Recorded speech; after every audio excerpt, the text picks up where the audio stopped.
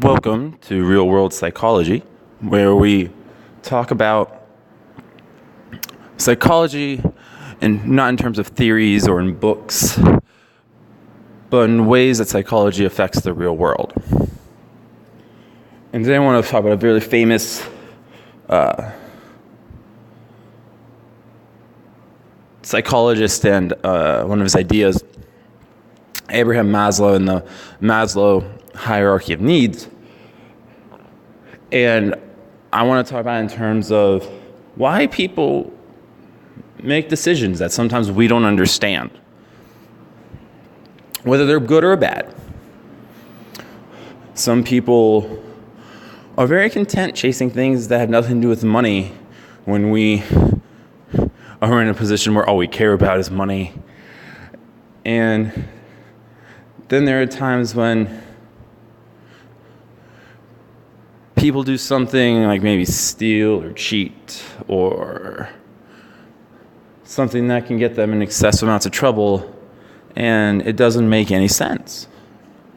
Well, Maslow's hierarchy of needs really kind of tells us a very interesting story.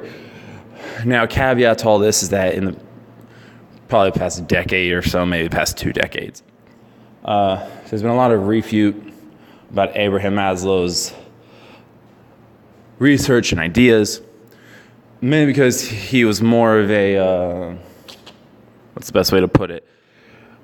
They say there's not a very heavy scientific backbone on Maslow's research, which, I mean, you can say that, and it's fair, but you can also look at it as a philosophical idea, which is much more thought-invoking, and I have my own thoughts on the hierarchy of needs. I don't agree with it entirely, but the premise and the structure tell a very interesting story. For anyone who doesn't know what the Maslow hierarchy of needs is, it is the structure of basically the human being and the phases we go through, not in life, like not as we progress through life, because we can actually go up and down this thing throughout life. But it's just the stages of kind of where you are and what a human needs. So the base is at the very bottom. It's physiological needs. So we would consider that food, water, sex actually is one, and then so anything that any person would deem as a physiological need, when you put addiction to it, addiction actually becomes a physiological need, which explains why addicts make certain decisions, which we'll talk about. The next level up is safety. So someone has to feel safe, either geographically safe, which I mean by geographically, I mean by like structurally, like they need like a roof over their head. But there's also the idea of group safety, of needing other people to feel safe. But it's safety in anything. Like you can, again, we'll talk about this, but someone can have everything in the world and not feel safe. The next one is is love and belonging. So, it kind of self-saying, you have to feel like you belong to someone or something, and you need to have this. You have to have a feeling of reciprocating love. The next one in Maslow's research is esteem, so happiness, and the one above that is self-actualization. Now I'm kind of going to explain this in terms of negativities. It seems like I tend to always do that with things, which is to explain the reason we make decisions is because we don't have a certain step. And the whole goal, and whether it's we realize this or not, we're always trying to get to the next step. And when you reach the top, which is technically the self-actualization, you'll hear me kind of refute that and give my own opinions on it. But when you reach the top, you don't really need anything else. and you'll see why. But let's begin. So the bottom, like I said, is physiological needs. Okay. The whole idea about the pyramid is that you're willing to sacrifice the layer above to obtain the thing below. And here in America, not a lot of people actually have a real struggle for physiological needs. Most of us can obtain food and water pretty darn easy. Surprisingly, sex is pretty easy to come by too. Humans don't need it excessively often in terms of like a NEED need base, but we do need it. And when you're a part of any social group, you can tend to find something that'll satisfy within your social group. So what I mean by you're willing to sacrifice the layer above, we use physiological. And maybe sometimes if anyone's been overseas and kind of seen someplace that's in absolute abject poverty, you'll understand this idea, is there are people who are willing to sacrifice their own safety to obtain things. And I want you to put yourself in this situation. Maybe you're a parent. Maybe you've been in this situation. Maybe you're just homeless. Maybe, maybe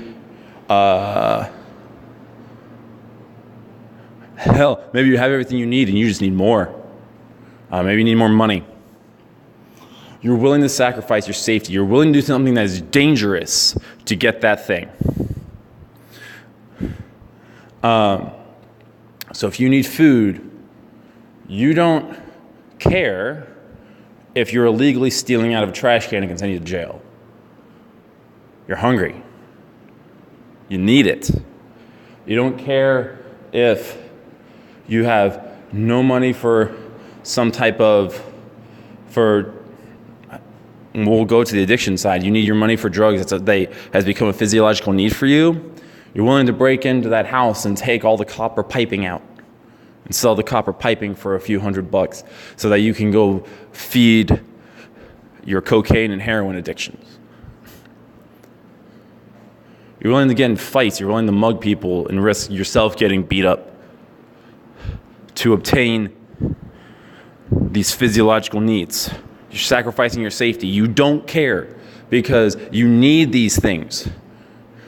The joke that me and my fiance say is, what would you, it's not really a joke, but it's kind of a question of saying like, what would you do if the apocalypse was happening and like, it's like Walking Dead, and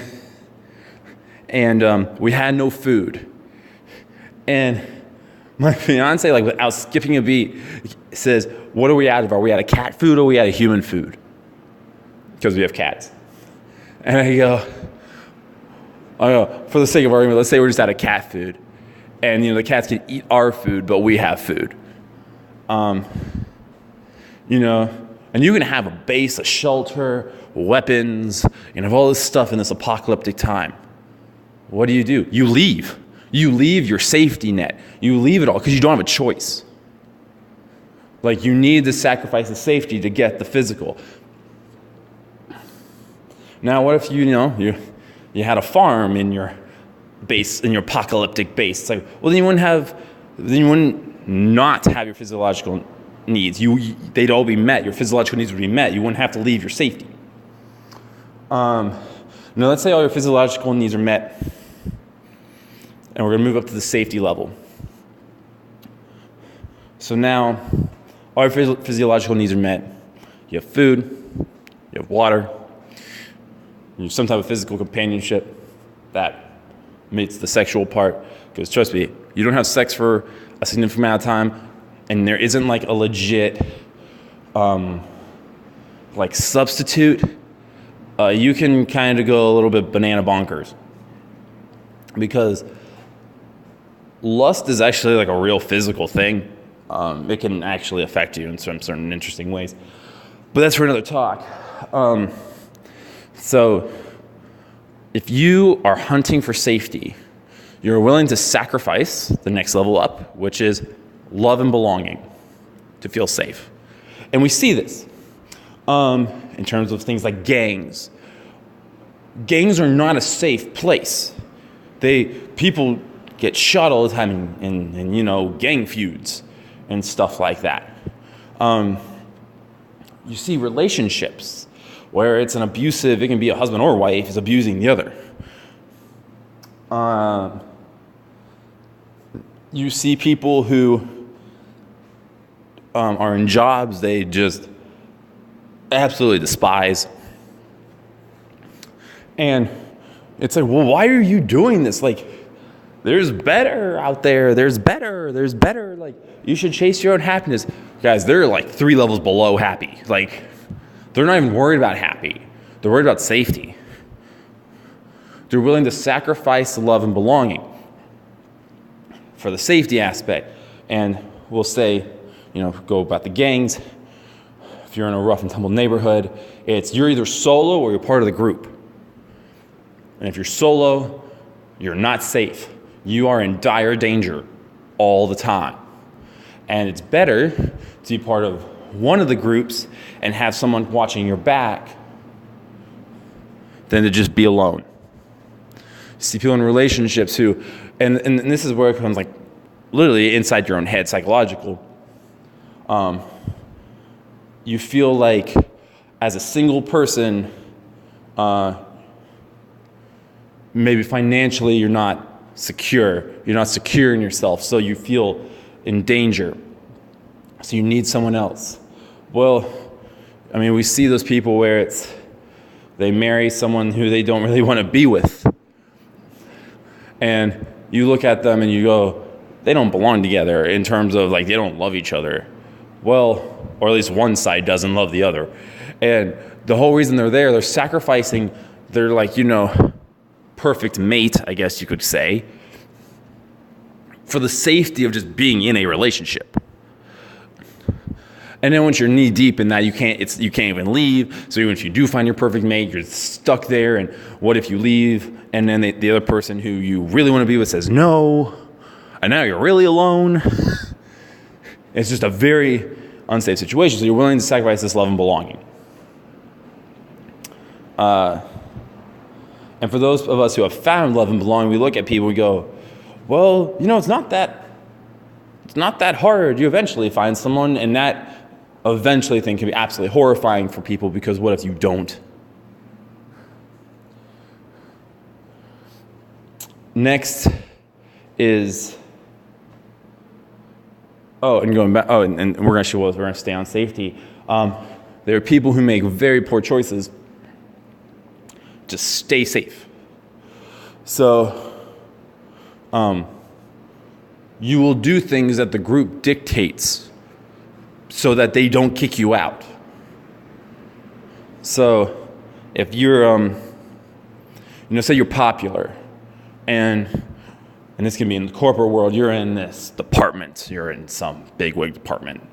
Maybe you're in a bank and it's the wealth management side, I don't know. Maybe you're on the football team, or you're in Hawaii, you're on the surfing team, or whatever in your kind of realm is important.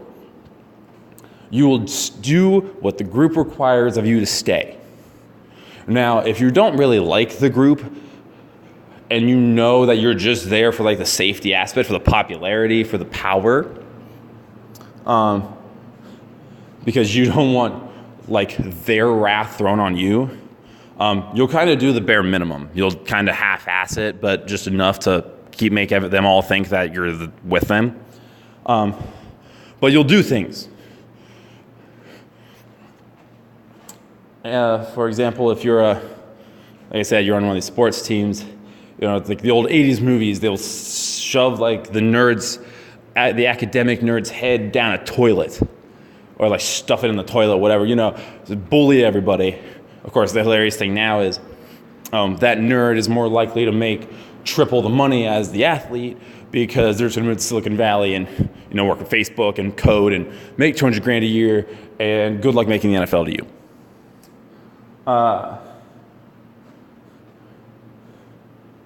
So they'll do these negative behaviors to stay in the group, to stay safe within this group, so that this group can act as bodyguards and protect you. So you look at people and you go, you don't really mean those things. And then, like the people like by themselves and they're a totally different person. And it's like, you only do this when you're around your friends. It's like, well, no, duh, because the friends make them feel safe. And sometimes out of naivety, where they don't know what it would be like without their friends, without this group, and they actually might be perfectly safe without this group. Maybe they've made up enough, personal equity. Maybe this group respects them in such a way that if they left, it wouldn't matter. They would all still be chummy. That's a very real thing that could possibly be there. But psychologically, they feel unsafe. So safety is a psychological as well as a real physical thing. There are threats, and if you are, and if you feel unsafe, you're willing to sacrifice the love and belonging, this true desire to be there. All right, so next that I say is love and belonging, and I believe it's actually kind of paradoxical, but I do believe that Maslow had it right in terms of the stage you're willing to sacrifice. And the stage you're willing to sacrifice is esteem, so happiness. So just because you are content does not mean you're happy. Okay? There's a excess amount of research that's proven that just because someone goes and receives counseling and receives help, that doesn't make them happy. Okay, that gets you to neutral. A lot of counseling services, say someone with PTSD, and they're trying to get help. You're not trying to make them happy. You're just trying to make them be able to integrate into society and give them the ability to wake up and go to work in the morning. People who have excessively high levels of depression. The whole point of therapy and things like that is so that they can function in everyday life and not destroy their relationships. And hopefully make sure that they keep going to work so that, they have money to pay the rent or the mortgage.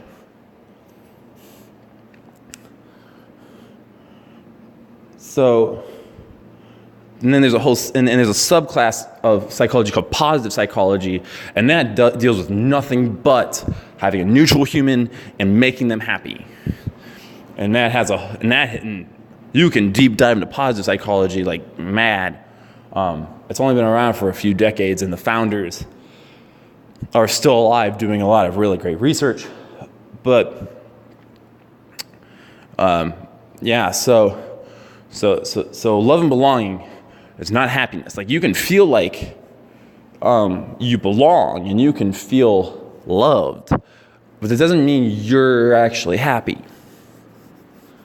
So in your hunt, and the thing is the natural order of things psychologically is that as you age, you start realizing what's good and bad for you.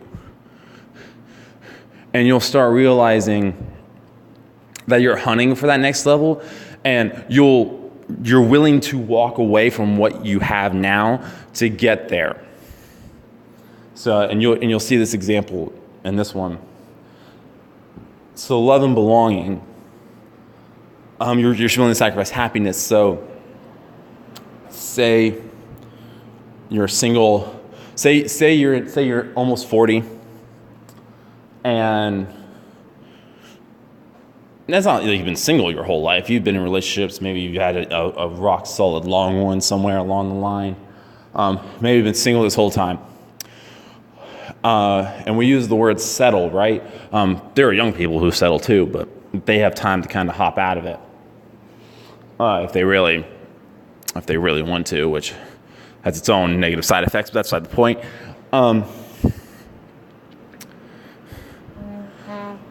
There's the idea that you're taking someone and they probably love you.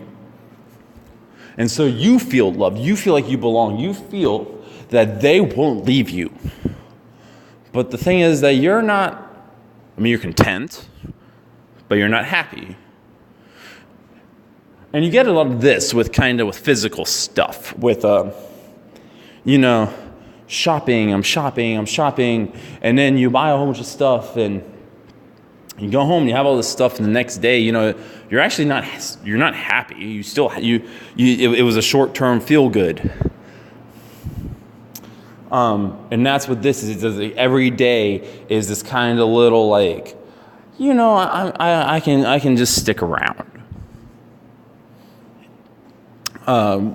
We do this with you see this a lot with sports teams in like the adolescent journey, and it's actually very healthy to do this in the adolescent journey, because what you'll find is people, like kids, especially if it's in like a smaller school, and there aren't a lot of athletes, you'll see kids kind of chuck themselves around. They'll start and they'll be a soccer player, and they'll try volleyball, and they'll do basketball, and hop into baseball in the spring, and then sophomore year they do cross country, and they find out, oh my god, they love cross country. It's this weird sport that all you do is run, but like the people are cool and it's fun, and you're like, I never thought I'd like it.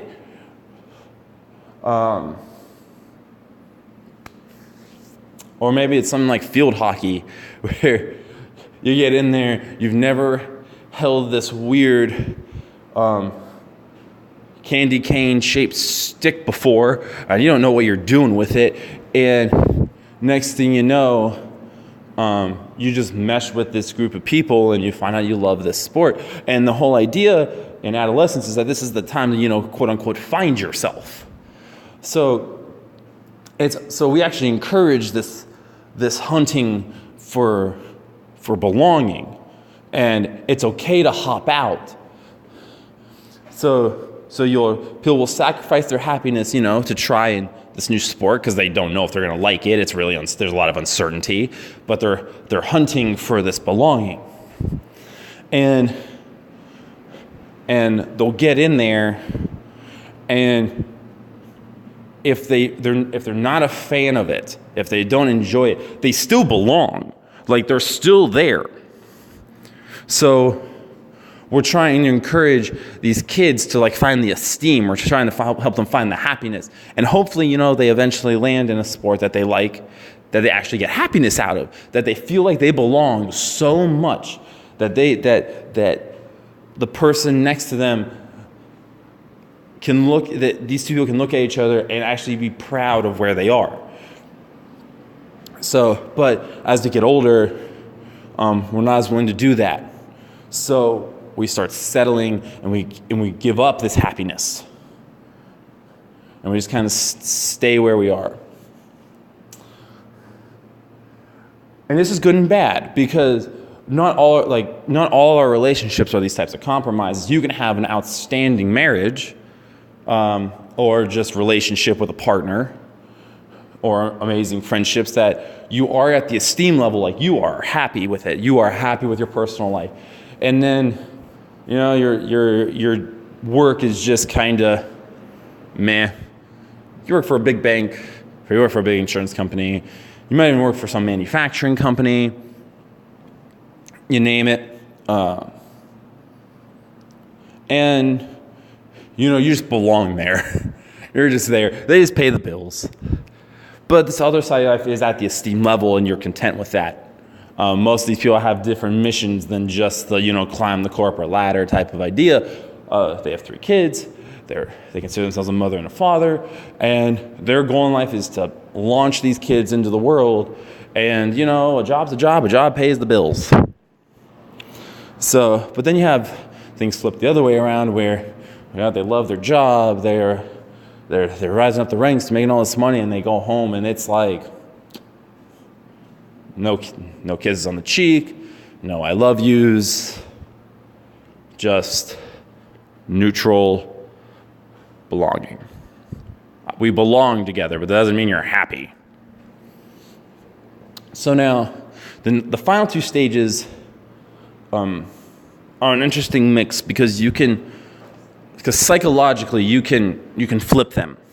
So it's supposed to go esteem and actualization. And I think Maslow's idea was, when he was doing this, is that belonging and love, you're sacrificing esteem for it. So it makes sense that that's the next level up. But in the next level that you actually obtain that leads to the next, they can be flip-flopped.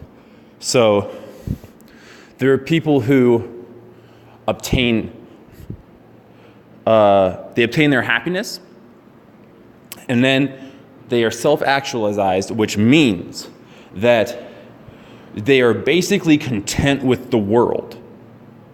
All right, self-actualization is they have found this peace about themselves, about so many things. And, you can skip the happiness stage and realize things about yourself, and that can make you happy. Like that can make, at least to the outside world, it's viewed as happiness. And for you internally, you're just there. And we'll talk about what there is.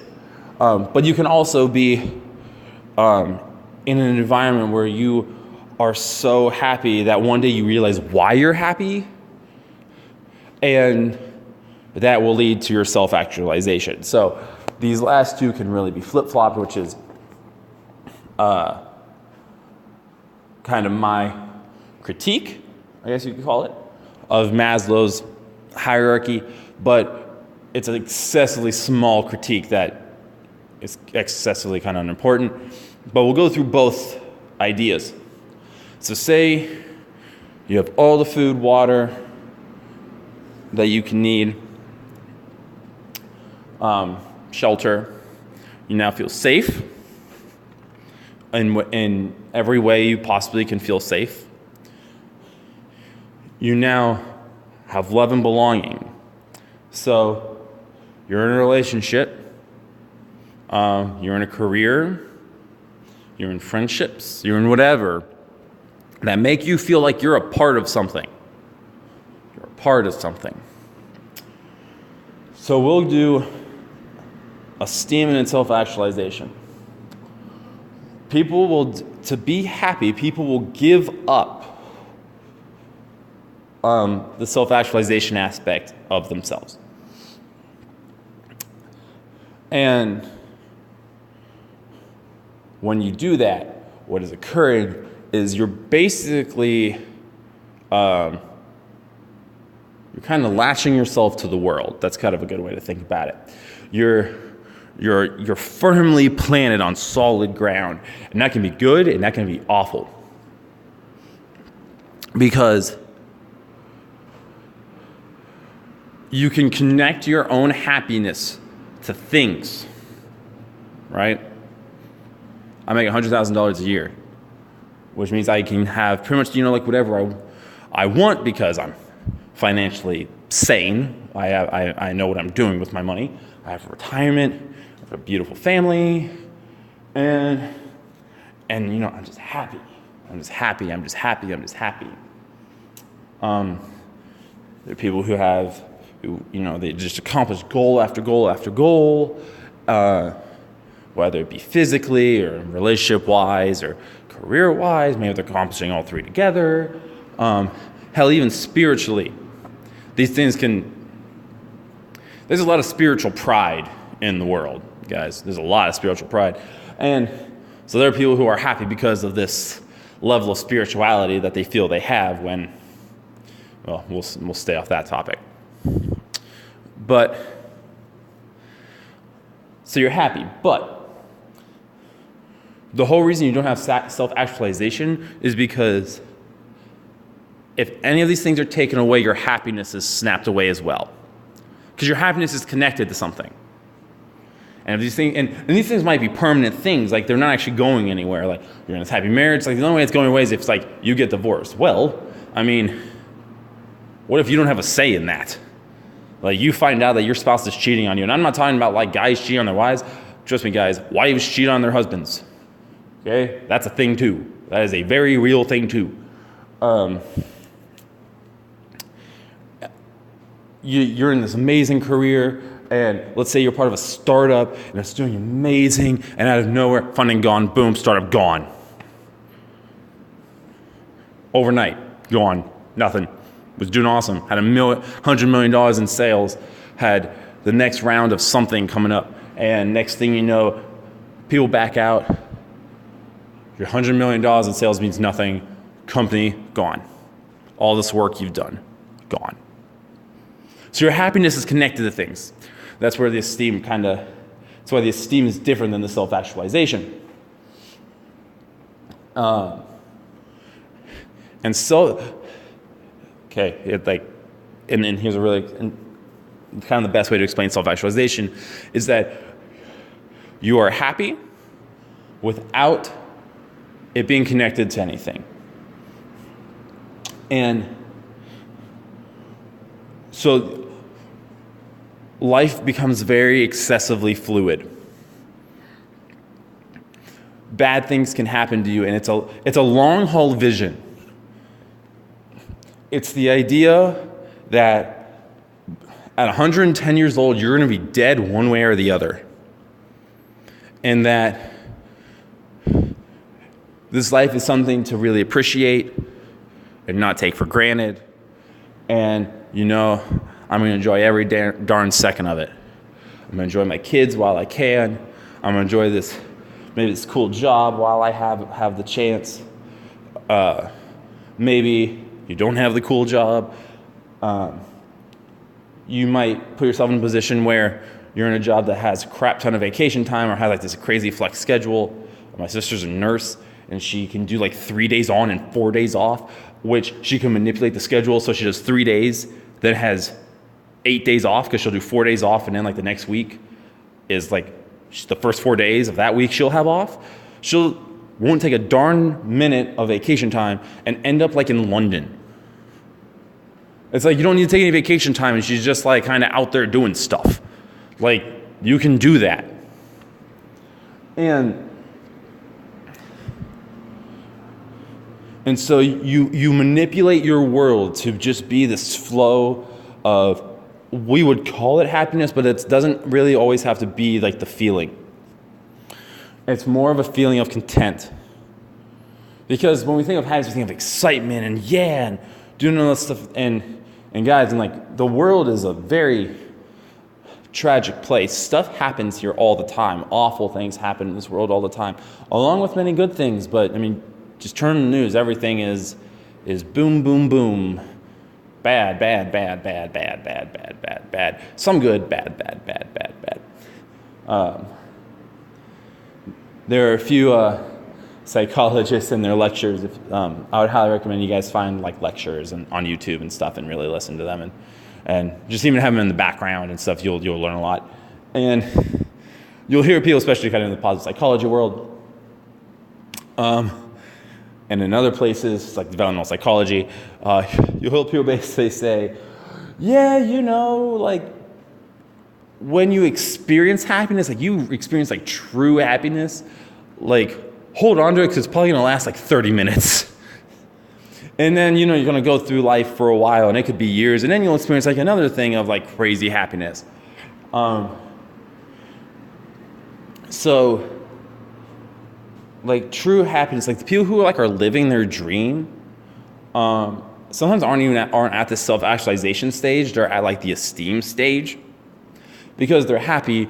But the reason they're excessively happy is because they're constantly getting dopamine hits, or a flip flop between dopamine, serotonin, and oxytocin. So they're getting a chemical for goal obtaining, a chemical for human relationships and bonds, and they're getting a chemical that basically is the chemical of pride in terms of esteem and importance. So basically, they're feeling more important. So, and when you hit the self-actualization stage, that's unimportant. You don't need these things. Now, something that I find really interesting, and this is where the flip comes, that there's an argument you don't need esteem to get to self-actualization. You can get self-actualization to get esteem. And in this case, we're going to use esteem more in terms of not that happiness idea, But in terms of that, so when you hit that, so when you do self-actualization, you will have a lot of these realizations. And when you're in the love and belonging state, so we're in stage 3 right now, you can hit a point where you discover, without having anything, that, what's important in life is, the adventure.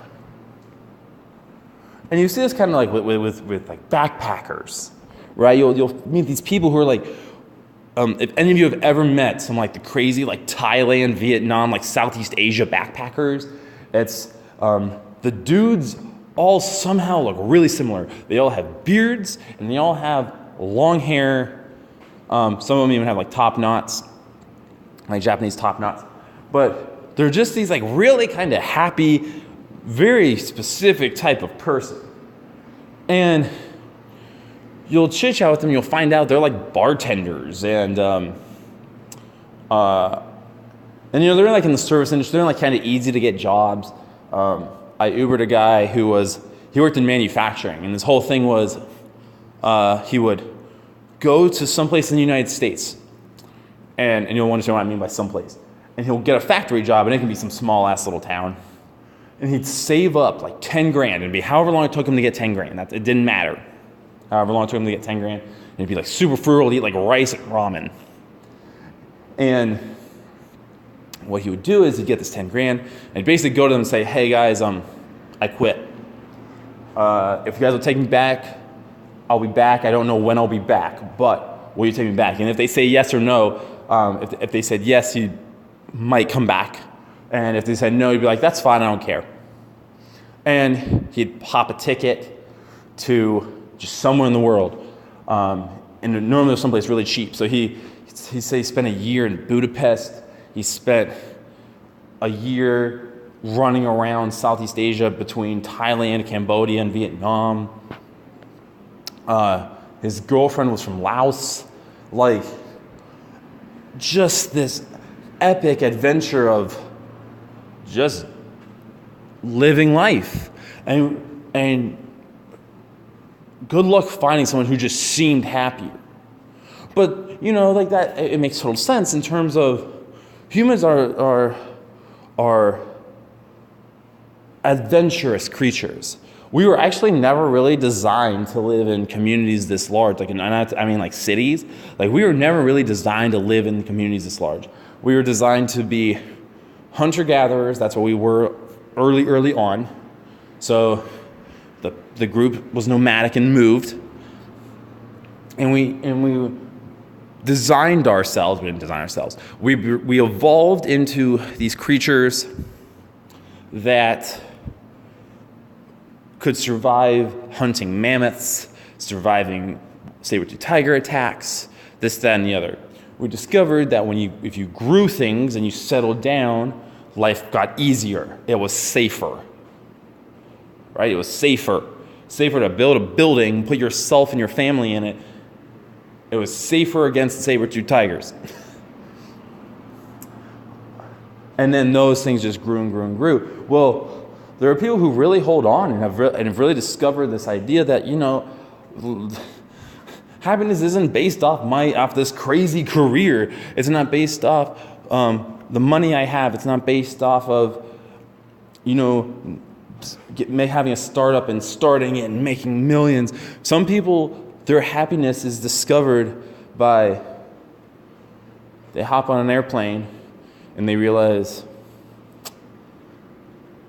I'm not going to be here that long. It's time to see it all.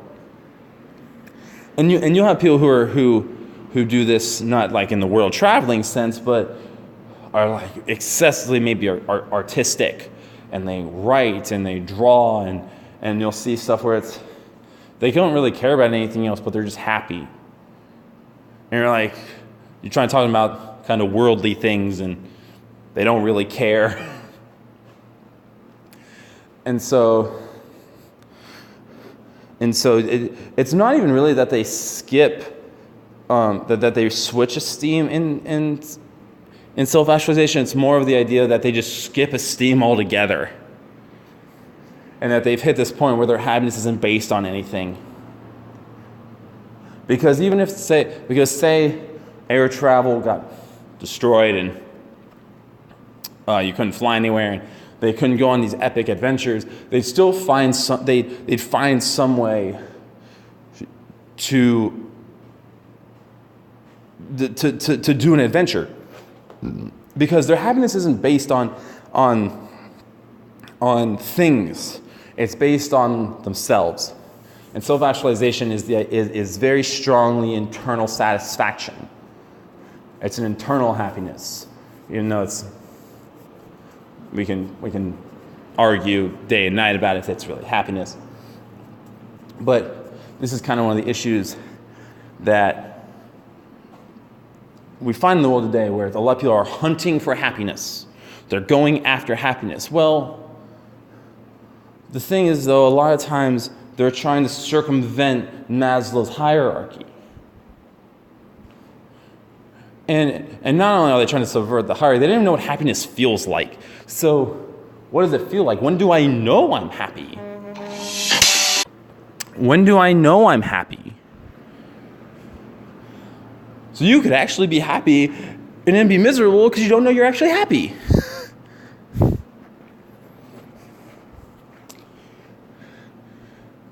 So what's happening now is that we're hunting for happiness like it's this physical object. It's something you can buy at a store, and you either have to hit the self-actualization stage or the esteem stage in Maslow's hierarchy. Which means you, regardless of if you want to or not, you have to hit the love and belonging stage. You have to find something you love, or, because it can be either, it can be and or. You have to find something or somebody that you love, and or you have to find a group that you belong to. Which we do see a lot of that now. We see a lot of the group politicking and things like that. It's like we're grouping people together. But the thing is that a lot of times we're throwing people in groups that don't actually belong in. So like then the groups start infighting, and then you don't feel like you actually belong. So now you're doing things because you don't feel safe.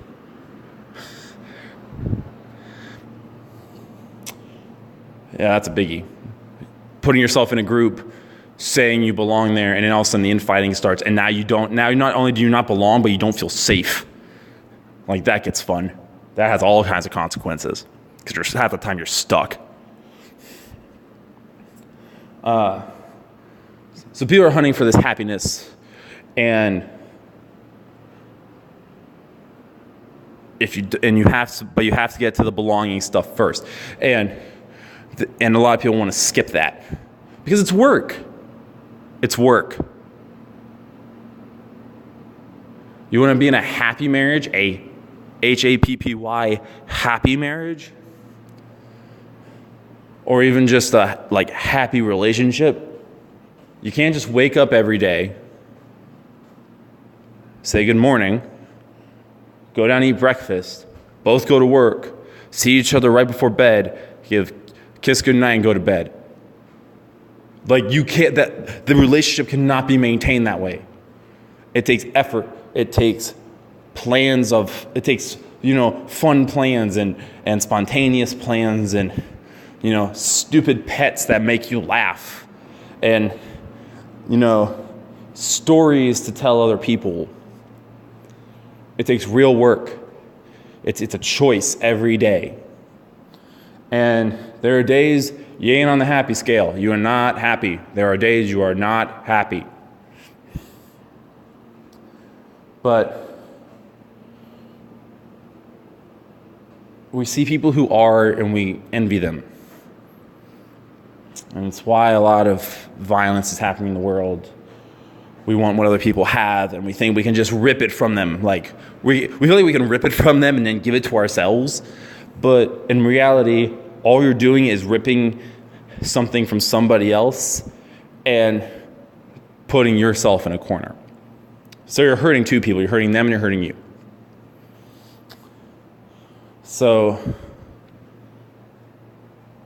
that was Maslow's hierarchy of needs, and this is real-world psychology, where we talk about psychology not in theories or in books, but how it affects the real world. So I hope to see you guys next time.